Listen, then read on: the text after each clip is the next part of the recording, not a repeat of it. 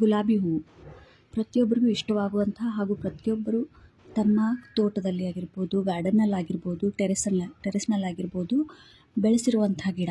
ಇದರ ಹೂಗಳು ತುಂಬಾ ಅಟ್ರಾಕ್ಟಿವ್ ಆಗಿರುತ್ತೆ, ಕಲರ್ಫುಲ್ ಆಗಿರುತ್ತೆ. ಲೈಟ್ ಕಲರ್, ಬ್ರೈಟ್ ಕಲರ್ ಎಲ್ಲ ಕಲರ್ಸಲ್ಲೂ ಸಿಗುತ್ತೆ. ಜೊತೆಗೆ ಮಿನಿಯೇಚರ್ ವೆರೈಟಿ ಅಂತಂದರೆ ಬಟನ್ ರೋಸ್ ಆಗಿರ್ಬೋದು, ದೊಡ್ಡ ಸೈಜ್ನಲ್ಲಾಗಿರ್ಬೋದು, ತುಂಬ ವೆರೈಟೀಸ್ಗಳಲ್ಲಿ ಫ್ಲವರ್ಸ್ ಬರುತ್ತೆ. ನೋಡೋದಕ್ಕೂ ತುಂಬ ಚೆನ್ನಾಗಿರುತ್ತೆ. ಜೊತೆಗೆ ಇದನ್ನು ನಾವು ಗಾರ್ಡನ್ನಲ್ಲಿ ಬೆಳೆಸೋದ್ರಿಂದ ಗಾರ್ಡನ್ ಕೂಡ ತುಂಬ ಸುಂದರವಾಗಿ ಕಾಣಿಸುತ್ತೆ. ಆದರೆ ನಮ್ಮ ಗಿಡದಲ್ಲಿ ಹೂಗಳು ಚೆನ್ನಾಗಿ ಬರ್ತಾ ಇಲ್ವಲ್ಲ, ಗಿಡ ಚೆನ್ನಾಗಿ ಗ್ರೋ ಆಗ್ತಾ ಇಲ್ಲ, ಗಿಡದ ಎಲೆಗಳಲ್ಲಿ ಶೈನಿಂಗ್ ಇಲ್ಲ. ಜೊತೆಗೆ ಇವಾಗ ರೋಸ್ ಸೀಸನ್ ಸ್ಟಾರ್ಟ್ ಆಗಿರೋದ್ರಿಂದ ಚಳಿಗಾಲದಲ್ಲಿ ಗುಲಾಬಿ ಹೂಗಳು ತುಂಬ ಚೆನ್ನಾಗಿ ಗ್ರೋತ್ ಆಗುತ್ತೆ. ಆದರೂ ಕೂಡ ಗುಲಾಬಿ ಗಿಡ ಚೆನ್ನಾಗಿ ಬೆಳೀತಾ ಇಲ್ಲ. ಯಾಕೆ ಅನ್ನೋದಾದರೆ ನಾವು ಕೆಲವೊಂದು ಕೇರ್ ಟಿಪ್ಸನ್ನು ಫಾಲೋ ಮಾಡಬೇಕಾಗತ್ತೆ. ಅದೇನು ಅಂತಂದರೆ, ಮೊದಲನೇದಾಗಿ ಬರೋದು ಸಾಯಿಲ್ ಮಿಕ್ಸ್ಚರ್. ಅದರ ಮಣ್ಣು ಅಂದರೆ ಗುಲಾಬಿ ಹೂವಿನ ಮಣ್ಣು ತುಂಬ ಒಳ್ಳೆಯ ಫರ್ಟೈಲನ್ನು ಹೊಂದಿರಬೇಕು. ಅಂತಂದರೆ ಒಳ್ಳೆಯ ಪೋಷಕಾಂಶಗಳನ್ನು ಹೊಂದಿರಬೇಕು. ಅದರಲ್ಲಿ ಕಂಪೋಸ್ಟ್ ಆಗಿರ್ಬೋದು, ಟೀ ಪೌಡರ್ ಆಗಿರ್ಬೋದು, ಜೊತೆಗೆ ಎಪ್ಸಮ್ ಸಾಲ್ಟ್ ಆಗಿರ್ಬೋದು, ಈ ರೀತಿ ಜೊತೆಗೆ ಬೇವಿನ ಹಿಂಡಿ ಆಗಿರ್ಬೋದು, ಈ ರೀತಿ ನಾವೆಲ್ಲ ಇಂಗ್ರೀಡಿಯೆಂಟ್ಸನ್ನು ಹಾಕಿ ಸಾಯಿಲ್ ಮಿಕ್ಸ್ಚರ್ ರೆಡಿ ಮಾಡಿದ್ರೆ, ಅಷ್ಟೇ ಅಲ್ಲದೆ ಲೂಸ್ ಆಗಿರುವಂಥ ಮಣ್ಣನ್ನು ನಾವು ಈ ಗುಲಾಬಿ ಗಿಡಕ್ಕೆ ಕೊಟ್ಟರೆ ತುಂಬ ಚೆನ್ನಾಗಿ ಬೆಳೆಯೋದ್ರಲ್ಲಿ ಯಾವುದೇ ಡೌಟ್ ಇಲ್ಲ. ನೋಡ್ತಾ ಇರ್ಬೋದು ಗಿಡದಲ್ಲಿ ಯಾವ ರೀತಿ ಚಿಗುರು ಬಂದಿದೆ, ಮೊಗ್ಗುಗಳು ಬಂದಿದೆ. ನಾನು ಹಿಂದಿನ ವಿಡಿಯೋನಲ್ಲಿ ಫ್ಲವರ್ಸ್ ಬಂದಿರೋದನ್ನು ತೋರಿಸಿದ್ದೀನಿ. ನೆಕ್ಸ್ಟ್ ಆ ಫ್ಲವರ್ಸನ್ನು ಗಿಡದಿಂದ ತೆಗೆದ ನಂತರ ಮತ್ತೆ ಅದರಲ್ಲಿ ಚಿಗುರು ಬಂದಿದೆ, ಜೊತೆಗೆ ಹೂಗಳು ಕೂಡ ಬರ್ತಾ ಇದೆ. ಇದಕ್ಕೆ ಕಾರಣ ಏನು ಅಂತಂದರೆ, ಮೇಲಿನ ಮೇಲೆ ನಾವು ಹಾಕುವಂಥ ಫರ್ಟಿಲೈಸರ್. ನಾವಿದಕ್ಕೆ ಎಷ್ಟು ಚೆನ್ನಾಗಿ ಒಂದು ಯೋಗ್ಯವಾದಂಥ ಒಂದು ಫರ್ಟಿಲೈಸರ್ನ ಕೊಡ್ತೀವಿ, ಅಷ್ಟು ಚೆನ್ನಾಗಿ ಇದರಲ್ಲಿ ಗ್ರೋತ್ ಬರುತ್ತೆ. ಇನ್ನೊಂದೇನು ಅಂತಂದರೆ, ಇವಾಗ ಇದರ ಸೀಸನ್ ಇರೋದ್ರಿಂದ ನೀವು ಇವಾಗ ನರ್ಸರಿಯಿಂದ ಒಳ್ಳೊಳ್ಳೆಯ ಗಿಡಗಳನ್ನು ಕೂಡ ತೊಗೊಂಡು ಬರ್ಬೋದು.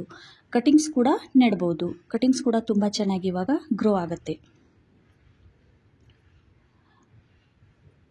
ನೆಕ್ಸ್ಟ್ ಪಾಯಿಂಟ್, ಹೂಗಳು ಬರೋದಕ್ಕೆ ಇನ್ನೊಂದು ಮೇನ್ ಕಾರಣ ಏನು ಅಂತಂದರೆ, ನಾವಿದಕ್ಕೆ ಮಣ್ಣನ್ನು ಆ್ಯಸಿಡಿಕ್ ಆಗಿ ಎಷ್ಟು ಚೆನ್ನಾಗಿ ಮೇಂಟೈನ್ ಮಾಡ್ತೀವಿ ಅಷ್ಟು ಚೆನ್ನಾಗಿ ಇದರಲ್ಲಿ ಫ್ಲವರ್ಸ್ ಬರುತ್ತೆ. ಯಾಕಂತಂದರೆ ಇದಕ್ಕೆ ಆ್ಯಸಿಡಿಕ್ ಸಾಯಿಲ್ ತುಂಬ ಇಷ್ಟ. ಇದಕ್ಕೆ ನಾವು ವಾರದಲ್ಲಿ ಅಥವಾ 8 ದಿನಗಳಿಗೊಮ್ಮೆ ಚೆನ್ನಾಗಿ ಟೀ ಪೌಡರ್ ಆಗಿರ್ಬೋದು, ಕಾಫಿ ಪೌಡರ್ ಆಗಿರ್ಬೋದು, ಅಲಮ್ ಅಂತಂದರೆ ನಾನು ಮೊನ್ನೆ ವಿಡಿಯೋನಲ್ಲಿ ಹೇಳಿದ್ನಲ್ಲ ಸ್ಫಟಿಕ, ಅದರ ನೀರನ್ನು ಕೂಡ ನೀವು ಕೊಡೋದ್ರಿಂದ ಇದರ ಮಣ್ಣು ತುಂಬ ಚೆನ್ನಾಗಿ ಆ್ಯಸಿಡಿಕ್ ಆಗಿರುತ್ತೆ. ನೋಡಿ ಕಟಿಂಗ್ ಎಷ್ಟು ಚೆನ್ನಾಗಿ ಗ್ರೋ ಆಗ್ತಾ ಇದೆ, ಜೊತೆಗೆ ಮಣ್ಣು ಕೂಡ ತುಂಬ ಲೂಸ್ ಆಗಿದೆ.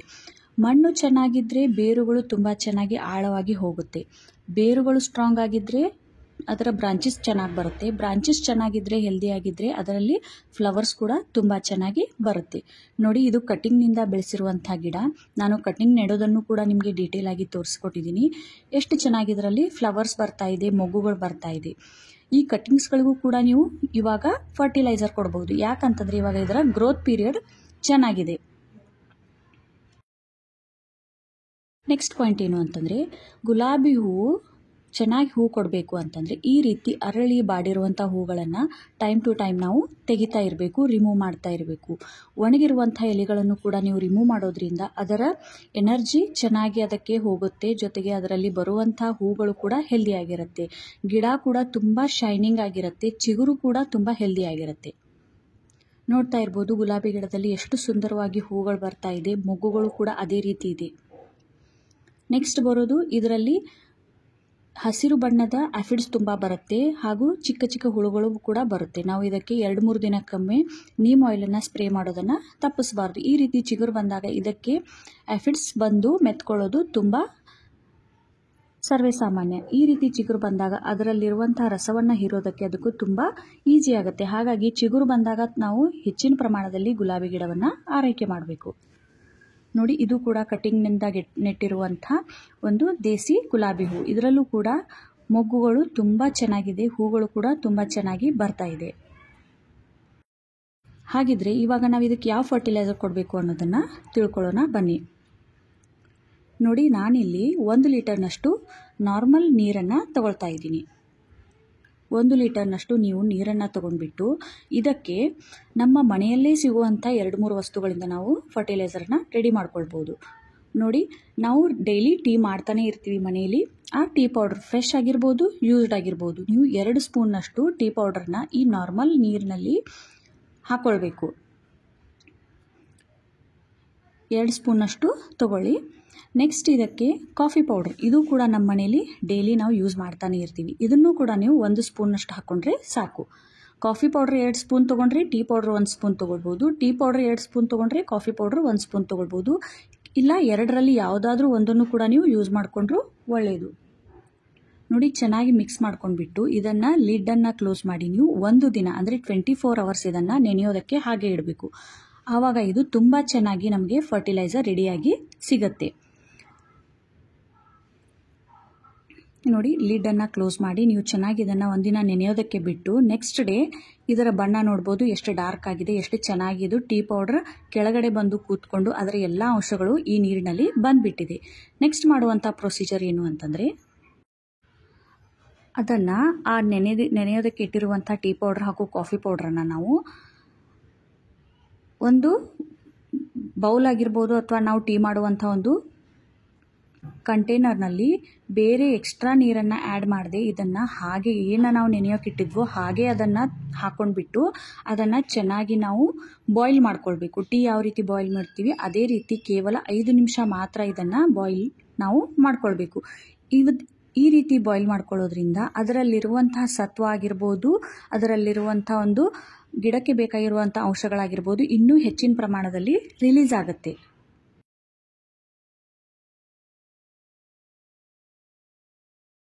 ನೋಡಿ ಈ ರೀತಿ ಒಂದು 2 ರಿಂದ 3 ಕುದಿ ಬಂದ ನಂತರ ಅಥವಾ ಬಾಯ್ಲ್ ಆದ ನಂತರ ನೀವು ಇದನ್ನು ಗ್ಯಾಸ್ ಆಫ್ ಮಾಡಿ ಚೆನ್ನಾಗಿ ಅದು ರೂಮ್ ಟೆಂಪ್ರೇಚರ್ನಲ್ಲಿ ಕೂಲ್ ಆಗೋದಕ್ಕೆ ಬಿಡಬೇಕು. ನೀವು ಅದನ್ನು ಯಾವುದೇ ರೀತಿ ಫ್ಯಾನ್ ಆಗಿರ್ಬೋದು ಅಥವಾ ಫ್ರಿಜ್ಜಲ್ಲಿ ಇಟ್ಟಾಗಿರ್ಬೋದು ನೀವು ಅದನ್ನು ತಂಪು ಮಾಡೋಕ್ಕೆ ಹೋಗಬೇಡಿ. ಹಾಗೆ ಅದನ್ನು ರೂಮ್ ಟೆಂಪ್ರೇಚರ್ನಲ್ಲಿ ತಣ್ಣಗಾಗೋದಕ್ಕೆ ಬಿಡಿ. ಹಾಫ್ ಅಥವಾ ಒಂದು ಅರ್ಧ ಗಂಟೆಯಲ್ಲಿ ಚೆನ್ನಾಗಿ ಅದು ತಣ್ಣಗಾಗತ್ತೆ. ನೋಡಿ ಈ ರೀತಿ ನಾವು ಮನೆಯಲ್ಲೇ ರೆಡಿ ಮಾಡ್ಕೊಳ್ಳುವಂಥ ಫರ್ಟಿಲೈಸರ್ನಿಂದ ಗಿಡಕ್ಕೆ ಫರ್ಟಿಲೈಸ್ ಮಾಡೋದ್ರಿಂದ ಗಿಡದಲ್ಲಿ ನಮಗೆ ರಿಸಲ್ಟ್ ಚೆನ್ನಾಗಿ ಸಿಗುತ್ತೆ. ಹೂಗಳ ಕಲರ್ ಕೂಡ ಚೆನ್ನಾಗಿ ಬರುತ್ತೆ. ಜೊತೆಗೆ ಹೂಗಳಲ್ಲಿ ನಮಗೆ ಕಂಟಿನ್ಯೂಸ್ ಆಗಿ ಫ್ಲವರ್ ಸಿಗುತ್ತೆ. ಗಿಡದಲ್ಲಿ ಯಾವುದೇ ರೀತಿ ಬರ್ನಿಂಗ್ ಬರಲ್ಲ, ಯಾವುದೇ ರೀತಿ ಸೈಡ್ ಇಫೆಕ್ಟ್ ಕೂಡ ಆಗಲ್ಲ.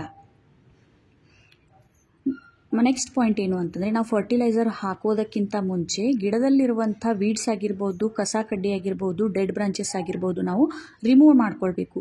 ಇದು ಮೇನ್ ಪಾಯಿಂಟ್. ಯಾಕಂತಂದರೆ ನಾವು ಹಾಕುವಂಥ ಫರ್ಟಿಲೈಸರ್ ಹೆಲ್ದಿ ಆಗಿರುವಂಥ ಹಾಗೂ ಹೂಗಳು ಬರ್ತಿರುವಂಥ ಬ್ರಾಂಚಸ್ಗಳಿಗೆ ಮಾತ್ರ ಹೋಗೋದ್ರಿಂದ ಅದರಲ್ಲಿ ಫ್ಲವರ್ಸ್ ಬರುವಂಥ ಚಾನ್ಸಸ್ ಜಾಸ್ತಿ ಇರುತ್ತೆ. ಅದನ್ನು ಬಿಟ್ಟು ನಾವು ಡೆಡ್ ಬ್ರಾಂಚಸನ್ನು ಕಟ್ ಮಾಡಲಾರ್ದೆ ವೇಸ್ಟ್ ಆಗಿರುವಂಥ ಹೂಗಳನ್ನು ತೆಗೆದೆ ವೀಡ್ಸನ್ನು ತೆಗೆದೆ ಹಾಗೆ ಫರ್ಟಿಲೈಸರ್ ಕೊಟ್ಟರೆ ಗಿಡದ ಬದಲಾಗಿ ವೇಸ್ಟ್ ಬ್ರಾಂಚಸ್ಗೆ, ಡೆಡ್ ಶೂಟ್ಸ್ಗಳಿಗೆ ಹಾಗೂ ಈ ಕಸ ಏನು ಬೆಳೆದಿರುತ್ತಲ್ಲ ಅದಕ್ಕೆ ಹೆಚ್ಚಿನ ಪ್ರಮಾಣದಲ್ಲಿ ಫರ್ಟಿಲೈಸರ್ ಹೋಗುತ್ತೆ. ಹಾಗಾಗಿ ನಾವು ಫಸ್ಟ್ ಪಾಟನ್ನು ಚೆನ್ನಾಗಿ ಕ್ಲೀನ್ ಮಾಡ್ಕೊಂಡ್ಬಿಟ್ಟು ಮಣ್ಣನ್ನು ಲೂಸ್ ಮಾಡ್ಕೊಂಡ್ಬಿಟ್ಟು ಫರ್ಟಿಲೈಸರ್ ಕೊಡೋದು ಒಳ್ಳೆಯದು.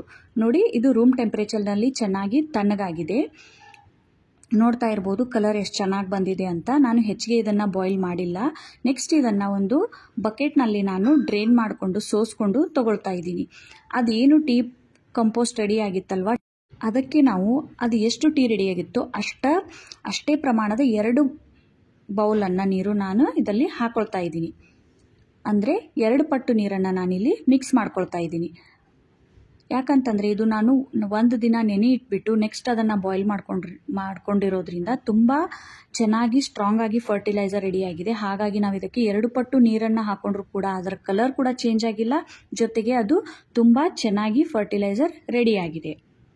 ನೋಡ್ತಾ ಇರ್ಬೋದು ಕಲರ್ ಇನ್ನೂ ಹಾಗೆ ಡಾರ್ಕ್ ಆಗೇ ಇದೆ. ಈ ರೀತಿ ನಾವು 2 ಪಟ್ಟು ನೀರು ಹಾಕೊಳ್ಳೋದ್ರಿಂದ ಇದು ಇನ್ನೂ ಚೆನ್ನಾಗಿ ಗಿಡಗಳಿಗೆ ವರ್ಕ್ ಆಗೋದಕ್ಕೆ ಸಹಾಯ ಆಗುತ್ತೆ. ನೆಕ್ಸ್ಟ್ ಬಂದು ನಾನು ಇದಕ್ಕೆ ನಮ್ಮ ಹತ್ರ ಇರುವಂಥ ಪ್ರತಿಯೊಬ್ಬರು ಗಾರ್ಡನರ್ ಯೂಸ್ ಮಾಡ್ಕೊಳ್ಳೇಬೇಕಾಗಿರುವಂಥ ಒಂದು ಫರ್ಟಿಲೈಸರ್ ಯಾವುದು ಅಂತಂದರೆ ಸೀವೀಡ್. ಲಿಕ್ವಿಡ್ ಆಗಿರ್ಬೋದು, ಗ್ರ್ಯಾನ್ಯುವಲ್ಸ್ ಆಗಿರ್ಬೋದು. ಇದರ 2 ಸ್ಪೂನ್ನಷ್ಟು ನಾನೇನು ಮಾಡ್ಕೊಳ್ತಾ ಇದ್ದೀನಿ, ಈ ಒಂದು ಕಾಂಪೋಸ್ಟ್ ಟೀಗೆ ಹಾಕ್ಕೊಳ್ತಾ ಇದ್ದೀನಿ. ಇದನ್ನು ಗಿಡಗಳಿಗೆ ಕೊಡೋದ್ರಿಂದ ಆ ಒಂದು ಲಿಕ್ವಿಡ್ ಟೀ ಜೊತೆಗೆ ಗಿಡಕ್ಕೆ ಬೇಕಾಗಿರುವಂಥ ಮೈಕ್ರೋನ್ಯೂಟ್ರಿಯೆಂಟ್ಸ್ ಆಗಿರ್ಬೋದು, ಸೂಕ್ಷ್ಮ ಪೋಷಕಾಂಶಗಳ ಆಗಿರ್ಬೋದು ಗಿಡಕ್ಕೆ ಇನ್ನೂ ಚೆನ್ನಾಗಿ ಸಿಗುತ್ತೆ.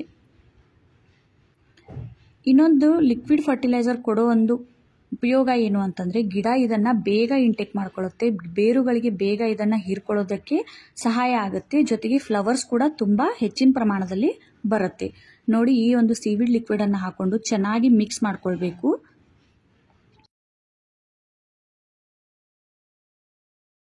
ಈ ರೀತಿ ಮಿಕ್ಸ್ ಮಾಡ್ಕೊಂಡ್ಬಿಟ್ಟು ನೀವು ಪ್ರತಿಯೊಂದು ಗಿಡಕ್ಕೆ ಒಂದು ಮಗ್ ಏನಿರುತ್ತಲ್ಲ ಅದರ ಹಾಫ್ ಆಗಿರ್ಬೋದು ಅಥವಾ 200 ml ಆಗಿರ್ಬೋದು ನೀವು ಪ್ರತಿ ಗಿಡಕ್ಕೆ ಕೊಡೋದ್ರಿಂದ ಗಿಡದಲ್ಲಿ ತುಂಬ ಚೆನ್ನಾಗಿ ರಿಸಲ್ಟ್ ಬರುತ್ತೆ. ನೆಕ್ಸ್ಟ್ ಏನು ಅಂತಂದರೆ ಈ ಒಂದು ಕಾಂಪೋಸ್ಟ್ ಟೀಯನ್ನು ನಾವು ಗಿಡಕ್ಕೆ ಚೆನ್ನಾಗಿ ಸ್ಪ್ರೇ ಮಾಡೋದ್ರಿಂದ ಗಿಡದ ಎಲೆಗಳು ಕೂಡ ಶೈನಿಂಗ್ ಆಗಿರುತ್ತೆ. ಬರ್ತಿರುವಂಥ ಚಿಗುರು ಕೂಡ ತುಂಬ ಹೆಲ್ದಿಯಾಗಿ ಬರೋದ್ರ ಜೊತೆಗೆ ಪ್ರತಿಯೊಂದು ಚಿಗುರಿನಲ್ಲೂ ಮೊಗ್ಗುಗಳು ಬರುತ್ತೆ. ಯಾವುದೇ ರೀತಿ ಡೆಡ್ ಶೂಟ್ ಅದರಲ್ಲಿ ಬರಲ್ಲ.